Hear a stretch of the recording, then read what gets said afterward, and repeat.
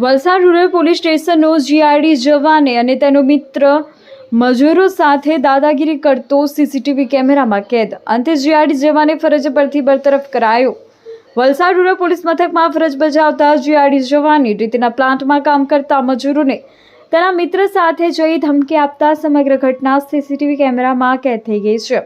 જીઆરડીની દાદાગીરીનો video social મીડિયામાં viral થયો હતો. જોકે આ વિડીયો વાયરલ થતા અને ફરિયાદીએ અરજી આપતા તાત્કાલિક વલસાડ રૂરલ પોલીસ મથકના પીઆઈ દ્વારા જીઆરડી જવાને ફરજ પરથી બરતરફ કરવામાં આવ્યો છે.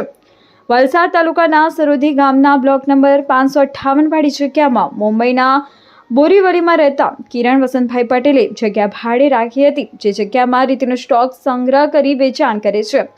વલસાડ રૂરલ પોલીસ સ્ટેશનમાં જીઆરડી જવાન તરીકે નોકરી કરતો જયેશ સુખા ચિહલાનું ફરજ પરનું સ્થળ તારીખ 26/9/2025ના રોજ લીલાપુર હતું. તેમ છતાં પોતાની સત્તાનો દુરુપયોગ કરીને ફરિયાદીના પ્લાન્ટ પર આવીને મહેલુ આહિર જોડે મળીને ફરિયાદી મજૂર વિનોદ યાદવ નાઓને પ્લાન્ટ બંધ કરવાની ધમકી આપેલી અને પ્લાન્ટ છોડીને જતો રહેજે એમ કહી વિનોદ યાદવને મેહુલ આહિરે 2-3 તમાચા મારી અને પોલીસ ફરિયાદ કરશે તો અમે જામીન પર છૂટીને આવીશું અને ત્યારબાદ ખૂની ખેલ ખેલાશે એવી ધમકી આપી હતી.